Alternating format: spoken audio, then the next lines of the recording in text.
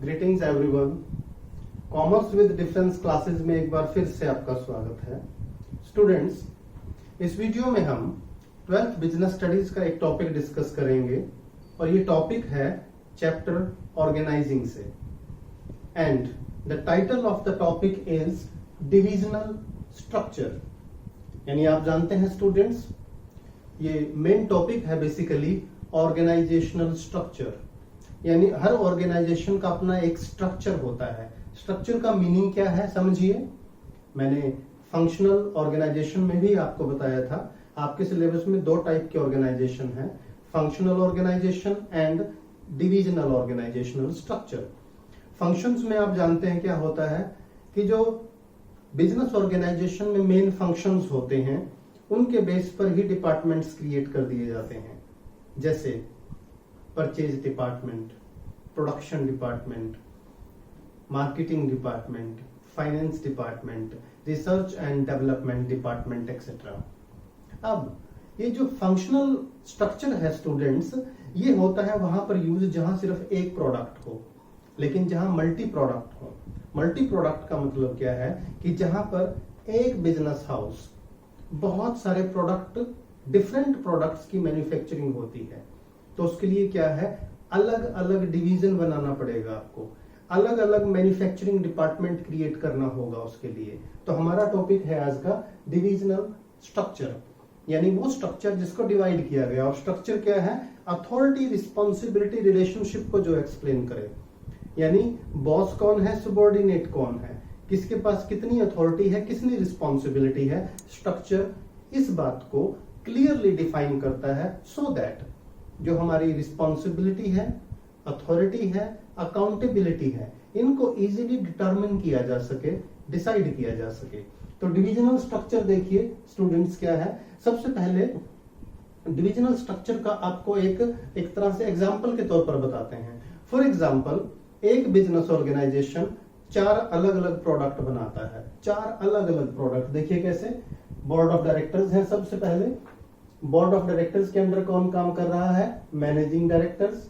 और managing director के under, यानी जो कंपनी है, कंपनी के मैनेजर जो डायरेक्टर है उसके अंडर 4 डिवीजन है, यानी 4 अलग अलग सेगमेंट हैं, 4 अलग अलग प्रोडक्ट हैं। देखिए कौन सा है। एक तो मेडिसिन का डिवीजन है, सी दिस, मेडिसिन बनाते हैं।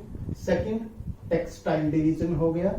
And third one furniture division हो गया, यानी ये फर्नीचर भी बनाती है company. And fourth one toys division, यानी ये कंपनी 4 अलग अलग तरह के प्रोडक्ट बनाती है, तो 4 अलग अलग डिविजन्स होंगे।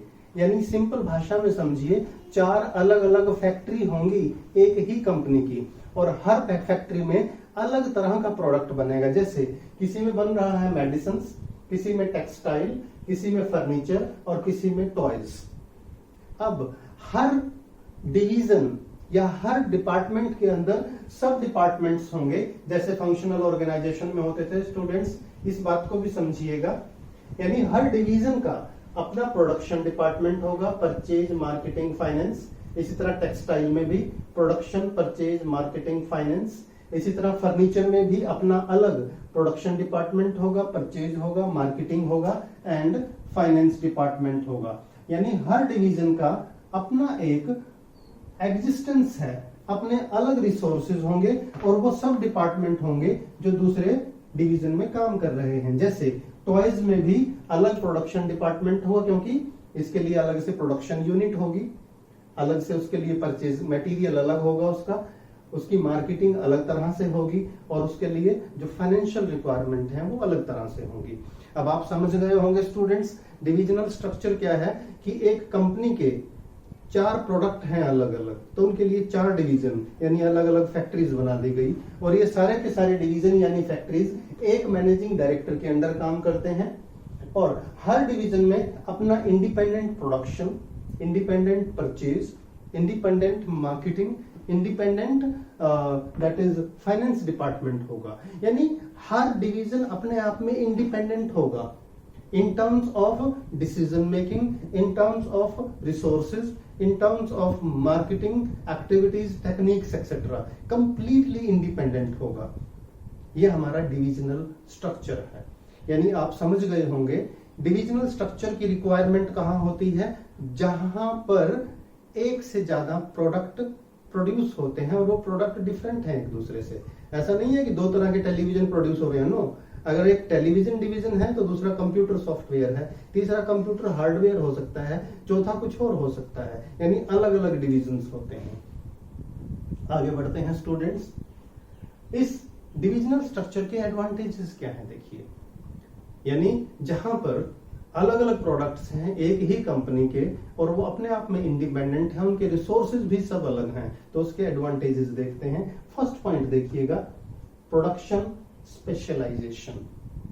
ये इसका एडवांटेजेस है क्योंकि अलग अलग डिविजन्स हैं और अलग अलग डिविजन्स के अलग अलग हेड हैं।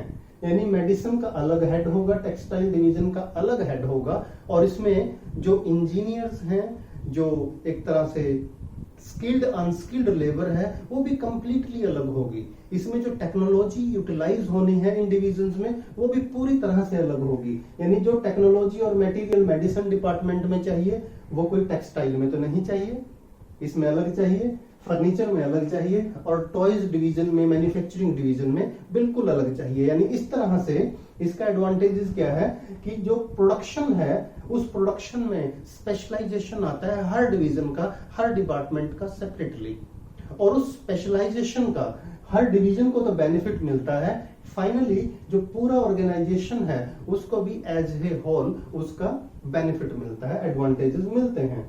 Fast decision making. अब आप समझिए, ये 4 डिवीजन हो गए। अगर इनका प्रोडक्शन, परचेज, मार्केटिंग और फाइनेंस एक ही पर्सन के अंडर होता है, एक एक पर्सन के, तो क्या होगा? फास्ट डिसीजन मेकिंग नहीं होगी क्योंकि वो पर्सन ओवरबर्डन हो जाएगा। लेकिन डिविजनल स्ट्रक्चर में क्या है, हर डिवीजन में अलग प्रोडक्शन डिपार्टमेंट है, अलग परचेज, अलग मार्केटिंग, अलग फाइनेंस डिपार्टमेंट है, और इससे क्या होगा, उस डिवीजन से related decision fastly, quickly, immediately लिए जा सकते हैं in the interest of the division as well as in the interest of the entire organisation. Third advantages देखिएगा स्टूडेंट्स, अकाउंटेबिलिटी। अकाउंटेबिलिटी का मतलब होता है आंसरेबिलिटी, कि अगर कोई मिस्टेक हो गई, कोई कमी रह गई, तो जवाबदेही किसकी है finally? Who will be answerable? तो डिविजनल स्ट्रक्चर में क्या है, अलग अलग डिवीजन होने के बावजूद भी अकाउंटेबिलिटी यानी जवाबदेही को डिटरमिन करना बहुत इजी होता है, क्योंकि इन सभी डिवीजन में देखिए आपस में कंपटीशन भी है, इनको अलग अलग रिसोर्सेज अलोकेट होते हैं, तो इनसे टर्नओवर और प्रॉफिट एक्सपेक्टेड होता है उसके अकॉर्डिंगली ही, और जहां जिस डिपार्टमेंट में कमी रहती है उस डिपार्टमेंट से सेपरेटली लिखित में जवाब मांगा जाता है कि कमी कहां रह गई और क्यों रह गई, and this is called accountability. यानी इसमें अकाउंटेबिलिटी और आंसरेबिलिटी फिक्स करना इजी है, तो ये इसका एडवांटेजेस हुआ। फोर्थ पॉइंट देखिएगा, फ्लेक्सिबिलिटी। डिविजनल स्ट्रक्चर बड़ा फ्लेक्सिबल है, यानी इनमें किसमें कितने रिसोर्सेज चाहिए उनको इंक्रीज डिक्रीज उस डिवीजन के अकॉर्डिंगली आसानी से किया जा सकता है। यानी अगर कोई डिवीजन बहुत अच्छा परफॉर्म कर रहा है, मान लो हमारे यहाँ देखिए ये 4 डिवीजन है और हमें लग रहा है कि furniture division is doing well, इसको और एक्सपेंड करने की जरूरत है, तो हम इसको एक्सपेंड करेंगे। अगर हमें लगता है कि toys division is not working well, तो हम क्या करेंगे, उसको थोड़ा सा श्रिंक करेंगे, यानी बिजनेस को एक्सपेंड करने की बजाय थोड़ा सा कम करेंगे उसको। तो दिस इज कॉल्ड फ्लेक्सिबिलिटी, यानी सिचुएशन और रिक्वायरमेंट्स के अकॉर्डिंगली डिसीजन लिए जा सकते हैं। और लास्ट पॉइंट है expansion and growth. Her division में एक्सपेंशन और ग्रोथ अगर आप एक्सपेक्ट कर रहे हैं, आपको प्रोस्पेक्ट्स लग रहा है, पोटेंशियल लग रहा है कि डिवीजन के साथ साथ बिजनेस ऑर्गेनाइजेशन को भी आगे बढ़ाया जाए और बहुत पोटेंशियल है, तो आप ये आसानी से कर सकते हैं। हर डिवीजन को उसके अकॉर्डिंगली रिसोर्सेज अलोकेट कीजिए, उनका बंटवारा कीजिए, उनको एक टारगेट दीजिएगा एक्सपेंशन और ग्रोथ का, जिससे डिवीजन तो एक्सपेंशन और ग्रोथ होगा ही, उसके साथ साथ पूरे ऑर्गेनाइजेशन का एक्सपेंशन और ग्रोथ यानी विस्तार हो पाएगा, जिससे टर्नओवर एज ए होल और प्रॉफिटेबिलिटी पोजीशन को इंप्रूव किया जा सकता है।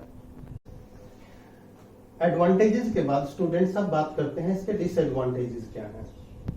यानी हर वो एक्टिविटी, हर वो डिसीजन, हर वो स्ट्रक्चर जिसके कुछ बेनिफिट्स होते हैं उसके कुछ डिसएडवांटेजेस भी होते हैं अगर ड्यू केयर ना रखी जाए। तो तो इसके डिसएडवांटेज यानी डिविजनल स्ट्रक्चर के, ये जो हमारा डिविजनल स्ट्रक्चर है इसके डिसएडवांटेजेस क्या है स्टूडेंट्स? फर्स्ट पॉइंट देखिएगा, मोर रिसोर्सेज रिक्वायर्ड। जितने ज्यादा डिविजन्स होंगे उतने ज्यादा रिसोर्सेज रिक्वायर्ड होंगे। यानी देखिए हर डिवीजन का, हर डिपार्टमेंट्स के अपने उतने ही रिसोर्सेज चाहिए जितने एक डिपार्टमेंट में। देखिए समझिए, अगर टॉयज डिपार्टमेंट में हमें ट्रांसपोर्टेशन अलग से चाहिए तो हमें फर्नीचर में भी अलग से चाहिए, टेक्सटाइल में भी अलग से चाहिए, मेडिसिन में अलग से चाहिए। इनकी जो मार्केटिंग होगी, मार्केटिंग स्ट्रेटजी सबकी अलग तरीके से होगी। टॉयज की अलग होगी, फर्नीचर की अलग होगी, टेक्सटाइल की अलग होगी, ये अपना मेडिसिन की अलग होगी। यानी जितने ज्यादा डिविजन्स होंगे और उतने ही ज्यादा रिसोर्सेज रिक्वायर्ड होंगे। तो इसका डिसएडवांटेजेस क्यों है कि बहुत ज्यादा फंड्स की जरूरत पड़ने वाली है। अगर फंड्स की कहीं कमी है तो कई डिवीजन चलाना डिफिकल्ट रहता है। सेकंड पॉइंट देखिएगा, more focus on their divisions. अब यहाँ क्या देखिए, रियलिटी भी है, मेडिसिन का इंचार्ज मेडिसिन डिपार्टमेंट को देखेगा, टेक्सटाइल का टेक्सटाइल को, फर्नीचर का फर्नीचर को, टॉयज का टॉयज को, जो उसके इंचार्जेस हैं, जो उसके हेड हैं। इसलिए वो अपने आप को सेल्फ एम्पायर समझने लगते हैं। यानी वो सोचने लगते हैं कि हमारा जो डिवीजन है बस ये अपने आप में इंडिपेंडेंट है, इसको बेटर परफॉर्मेंस शो करनी चाहिए, बाकी डिवीजन से कोई लेना देना नहीं है। ये रियलिटी भी है और होना भी चाहिए, लेकिन कई बार इसका एज ए होल यानी पूरे ऑर्गेनाइजेशन को नुकसान होता है। क्योंकि जब किसी एक डिपार्टमेंट को, एक डिवीजन को ज्यादा बढ़ावा दिया जाए, मे बी जो टॉप मैनेजमेंट है उसकी तरफ से, तो क्या होगा उससे? एक तो आपस में कोऑर्डिनेशन की कमी हो जाएगी, क्योंकि कई रिसोर्सेज हमें आपस में क्या करने पड़ते हैं, वो शेयर भी करने पड़ते हैं, एक दूसरे के यूज भी करने पड़ते हैं। लेकिन जब एक डिवीजन अपने ही डिवीजन पे, यानी एक डिविजनल इंचार्ज अपने डिवीजन पे ज्यादा ध्यान देगा, तो रिसोर्सेज एक्स्ट्रा होते हुए भी वो दूसरे डिवीजन को, दूसरे डिपार्टमेंट को वो रिसोर्सेज प्रोवाइड नहीं करेगा। यानी अपने डिवीजन को ज्यादा इंपॉर्टेंस दी जाती है और जो पूरा ऑर्गेनाइजेशन है एज ए होल, जो एक कॉमन गोल है, कॉमन ऑर्गेनाइजेशन गोल, वो कई बार पीछे छूट जाता है। थर्ड पॉइंट देखिए, कन्फ्लिक्ट यानी झगड़ा होने की संभावनाएं, पॉसिबिलिटी। किसमें कन्फ्लिक्ट?